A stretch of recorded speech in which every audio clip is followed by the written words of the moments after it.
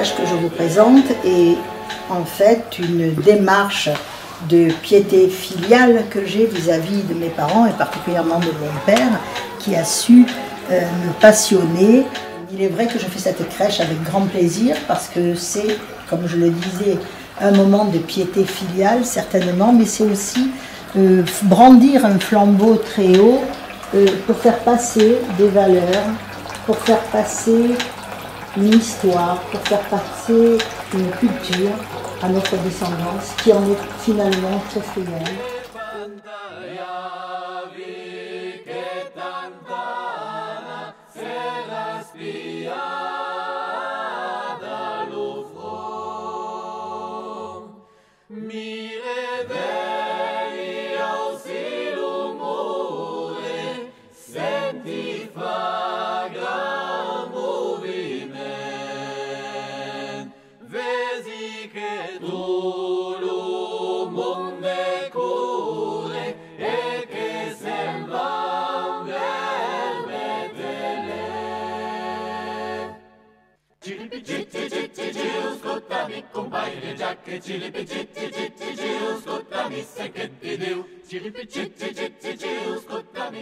Eh bien, vous êtes devant ma crèche qui comporte deux types de santons.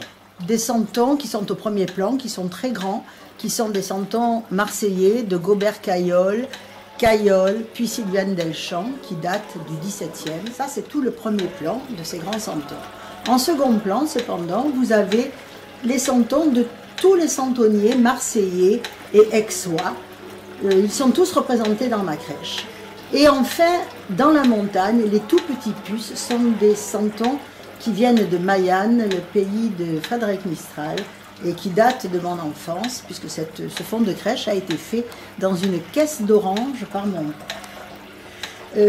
Les santons à Marseille sont une tradition de foire, où il y a une anecdote amusante, c'est que le plus jeune des santonniers doit se trouver en haut de la foire.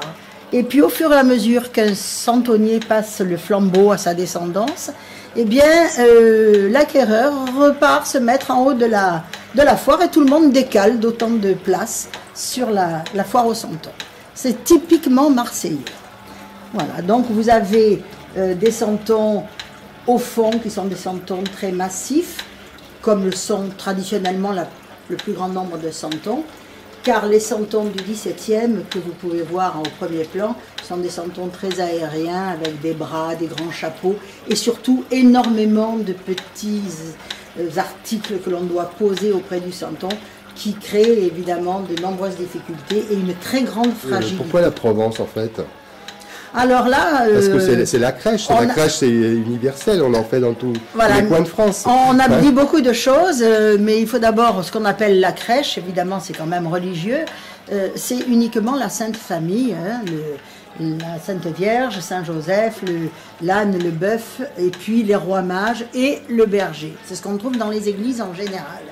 Alors Saint François d'Assise a voulu agrandir cette crèche. Alors on dit aussi que la mère de Saint François d'Assise était provençale et que c'est à cause de sa maman qu'il a fait la crèche à Assise. Enfin tout ça, ce sont des choses dont on ne peut pas vraiment dire si elles sont exactes ou pas.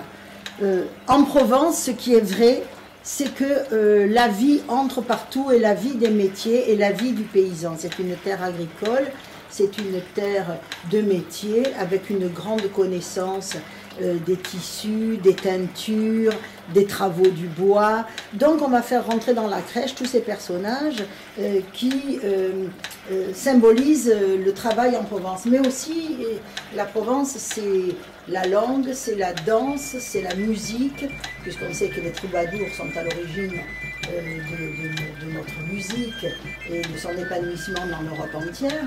Eh bien, on trouve trace dans la crèche de tous ces santons musiciens, notamment là-bas avec la farandole autour des musiciens. Il faut reconnaître qu'en Provence, tous les moments importants, par exemple les fenaisons, les moissons, la cueillette du raisin, se terminaient obligatoirement après la messe à l'église, sur le parvis de l'église, avec des danses et des galoubets et des tambourins. La vie religieuse et la vie pratique active du provençal sont intimement liées, d'où cette religion qui habite chaque moment de la vie du santon.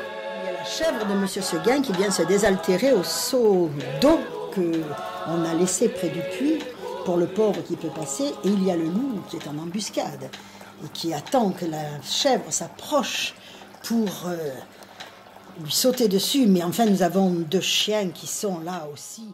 Des petits anges. Les anges bouffaréos qui annoncent la bonne nouvelle en soufflant dans leur trompette pour donner au santon la direction à suivre. Ah. Et la direction, c'est laquelle? C'est la direction de Bethléem, oui. De l'étable. C'est par là alors. Elle est tout au fond. Voilà, elle a entouré des rois mages.